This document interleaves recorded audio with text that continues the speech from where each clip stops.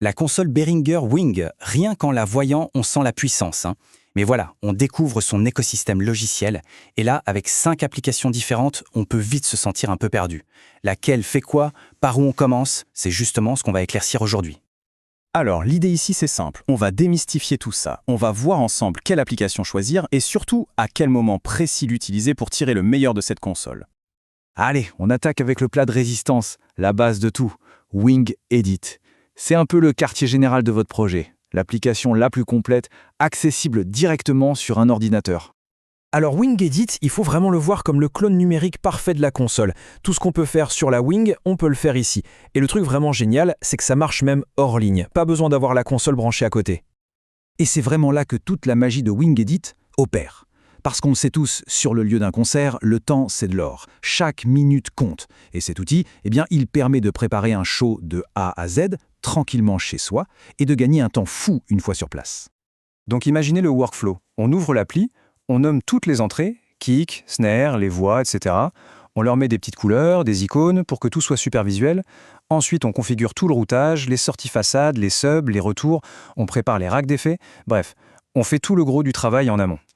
Quand on arrive sur place, hop, on charge le fichier et on peut se concentrer sur l'essentiel, le son. Bon, la préparation c'est fait. Maintenant, place au live. Et c'est là que le contrôle à distance entre en jeu et change complètement la donne, que ce soit en répétition ou en plein concert. C'est exactement ça l'idée. Fini d'être coincé derrière la console. On peut se balader dans la salle, écouter le son là où le public se trouve et ajuster le mix en temps réel. C'est un avantage absolument énorme pour peaufiner le son. Alors pour ça, il y a 2 applications, mais attention, elles n'ont pas du tout le même rôle. D'un côté, Wing Copilot sur tablette, ça c'est vraiment le prolongement de la console pour l'ingénieur du son, et de l'autre, Wing Q sur smartphone, une appli hyper simple et super sécurisée pour que les musiciens gèrent eux-mêmes leur retour de scène. Copilot, c'est vraiment le couteau suisse de l'ingénieur en mouvement. On gère tout le mix principal, mais aussi si un micro bouge sur scène, on peut refaire le patch à la volée. On garde un œil sur tous les niveaux, on peut lancer l'enregistrement direct depuis la tablette et même sauvegarder des configurations dans le cloud. Pratique. Pour WingQ, les maîtres mots, c'est simplicité et sécurité. Le musicien n'a accès qu'à son mix et rien d'autre. Il peut se créer des groupes d'instruments sur un seul fader, genre toute la batterie. Et le plus important, il n'y a absolument aucun risque qu'il touche au mix de la salle. Pour l'ingénieur du son, c'est la tranquillité d'esprit totale. Ok, on a vu le mix. Maintenant, on passe à 2 outils un peu plus pointus. Ceux-là ne servent pas à mixer en direct, mais ils sont cruciaux pour gérer des systèmes audio complexes et les enregistrements. Le premier, c'est Stage Connect. Alors ça, c'est une technologie qui vient littéralement révolutionner le câblage sur scène.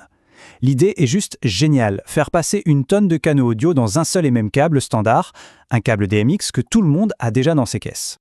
Et le chiffre à retenir, le voilà, 32. 32 canaux audio qui passent dans un seul petit câble. C'est juste énorme et ça nettoie le plateau d'une manière incroyable.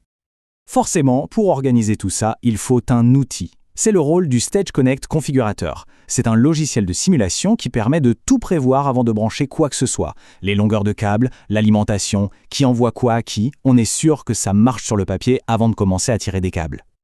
L'autre outil de cette catégorie, c'est Live Sessions. En gros, c'est le logiciel qui fait le pont, la passerelle, entre un ordinateur et la carte d'enregistrement multipiste de la console, la Wing Live.